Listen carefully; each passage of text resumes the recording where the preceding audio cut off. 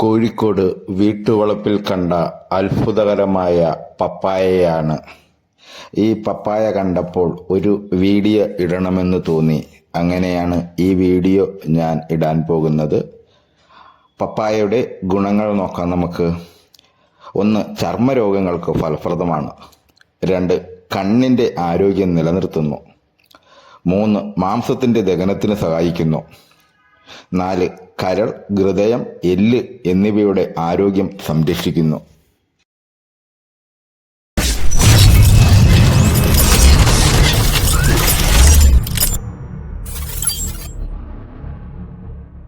പ്രമേഹം കുറയ്ക്കാൻ പപ്പായ. ഭക്ഷണം വലിയ രീതിയിൽ സ്വാധീനം ചെലുത്തുന്നു എന്നതിനാൽ തന്നെ പ്രമേഹത്തെ പ്രതിരോധിക്കുന്നതിനും പ്രമേഹത്തെ നിയന്ത്രിക്കുന്നതിനുമെല്ലാം ഭക്ഷണത്തിലാണ് ഏറെ ശ്രദ്ധിക്കേണ്ടത്. പ്രമേഹം നിയന്ത്രിക്കുന്നതിന് ചില ഭക്ഷണങ്ങൾ പൂർണ്ണമായും ഒഴിവാക്കുകയോ ചിലത് ഭാഗികമായി ഒഴിവാക്കുകയോ അതേസമയം ചില ഭക്ഷണങ്ങൾ ഡയറ്റിൽ ഉൾപ്പെടുത്തുകയോ മറ്റും ചെയ്യേണ്ടി വരും. അത്തരത്തിൽ പ്രമേഹം നിയന്ത്രിക്കുന്നതിന്റെ ഭാഗമായി ഡയറ്റിൽ ഉൾപ്പെടുത്താവുന്ന ഒന്നാണ് പപ്പായ. പ്രമേഹ രോഗികൾക്ക് പപ്പായ കഴിക്കാൻ പാടുണ്ടോ, ഇത് ഷുഗർ നില വീണ്ടും ഉയർത്തുമോ എന്ന സംശയങ്ങൾ ധാരാളം പേർ ചോദിക്കാറുണ്ട്. യഥാർത്ഥത്തിൽ പപ്പായ പ്രമേഹ രോഗികൾക്ക് വെല്ലുവിളിയല്ല എന്ന് മാത്രമല്ല നല്ലതുമാണ്. ഇതിനുള്ള കാരണം വ്യക്തമാക്കുന്നു. ഭക്ഷണ പദാർത്ഥത്തിലെ മധുരത്തിനെ അടിസ്ഥാനപ്പെടുത്തി നിശ്ചയിക്കുന്ന ഗ്ലൈസമിക് സൂചിക താഴ്ന്ന ഭക്ഷണമാണ് പപ്പായ. ഇതിന്റെ GI 60 ആണ്, അതായത് പ്രമേഹ രോഗികൾക്ക് കഴിക്കാൻ സുരക്ഷിതം എന്നർത്ഥം.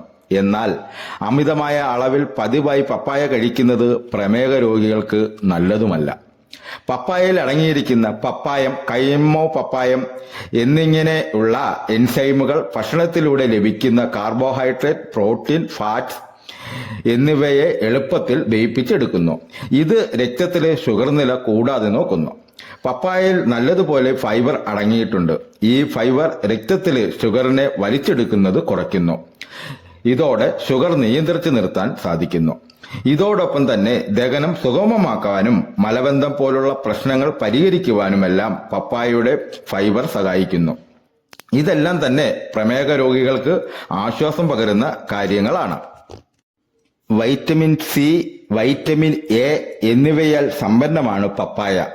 ഇവ എല്ലാം തന്നെ പ്രമേഹവുമായി ബന്ധപ്പെട്ട പ്രശ്നങ്ങളെ ലഘൂകരിക്കാൻ സഹായിക്കുന്ന ആന്റി ഓക്സിഡന്റുകളാണ്.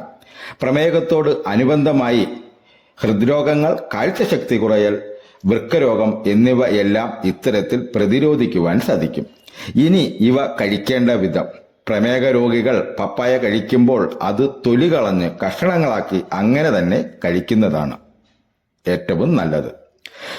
ജ്യൂസ്, ഷേക്കോ, സ്മൂത്തിയോ എല്ലാം തയ്യാറാക്കി കഴിയുമ്പോൾ ഇതിന്റെ ഗുണങ്ങൾ പലതും നഷ്ടപ്പെട്ടു പോകും.